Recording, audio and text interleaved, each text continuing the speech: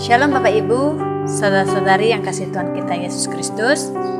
Renungan firman Tuhan pada pagi hari ini terambil dalam Mazmur 150 ayat 1-6.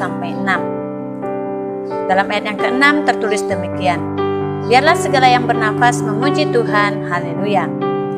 Pada pagi hari ini kita akan merenungkan kebenaran firman Tuhan dengan tema memuji Tuhan dalam ibadah bersama. Dalam mengikuti kegiatan beribadah sebagai perkumpulan orang percaya, tentu saja bukan hanya karena status berjemaat yang bertumbuh dalam sebuah organisasi gereja. Akan tetapi, pertumbuhan iman diperoleh karena kerinduan untuk pengenalan akan Kristus secara pribadi. Melalui persekutuan bersama dalam jemaat Tuhan di gereja, kita dikuatkan bahkan mendapatkan motivasi melalui firman Tuhan yang disampaikan untuk kita dengarkan maupun renungkan lewat pembacaan Alkitab yang dapat memberkati hidup kita. Adapun persekutuan yang telah kita lakukan dalam persekutuan di gereja secara bersama-sama, yaitu ibadah sekolah minggu, tunas remaja, pemuda remaja, kelompok sel, dan kebaktian umum.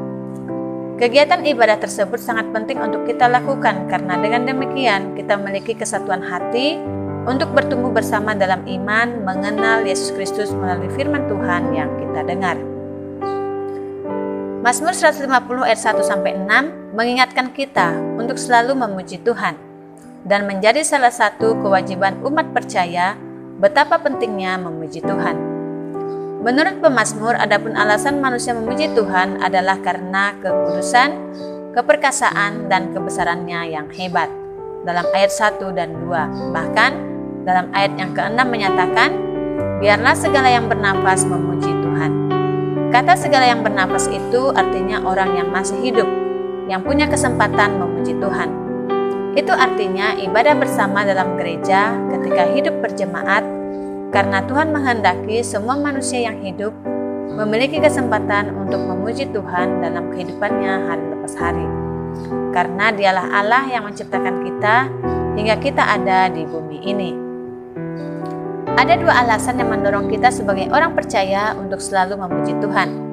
Yang pertama, bersyukur atas karya Allah bagi hidup kita. Dalam ayat 1 dan 2. Bersyukur atas karya Allah bagi hidup kita tentu saja tidak dapat kita ucapkan dengan kata-kata. Karena kita tidak dapat menghitung jumlah kebaikan Tuhan yang telah kita terima. Kalau sampai hari ini kita masih bernafas dengan baik, itu adalah pekerjaan Allah yang dahsyat dalam hidup kita. Allah mengerjakan keselamatan dalam diri kita dan itu merupakan anugerah terindah yang seharusnya kita syukuri.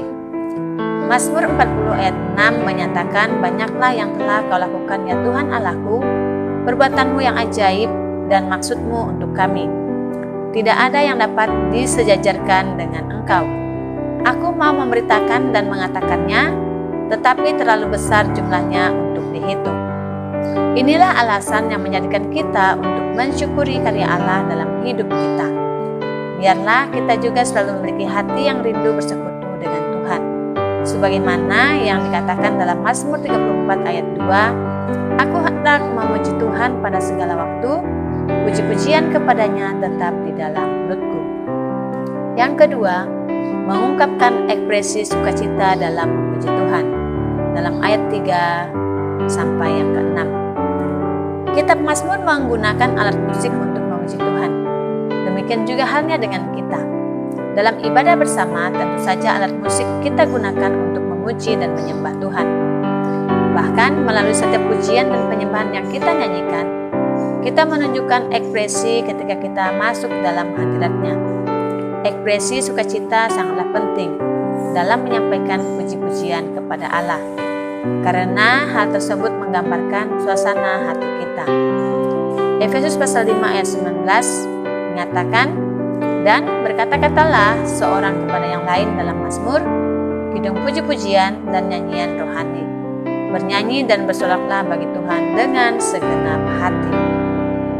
Bahkan dalam Ibrani pasal 13 ayat 15 menyatakan, sebab itu marilah kita oleh Dia senantiasa mempersembahkan korban syukur kepada Allah, yaitu ucapan bibir yang memuliakan namanya.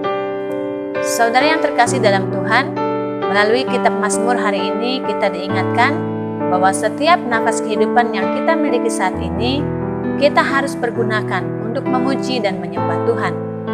Mungkin situasi kehidupan kita tidak selalu baik keadaannya.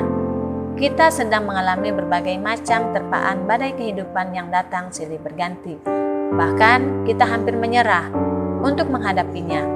Tetaplah memuji Tuhan, karena melalui setiap pujian kita, Allah akan hadir, datang menikmati pujian kita.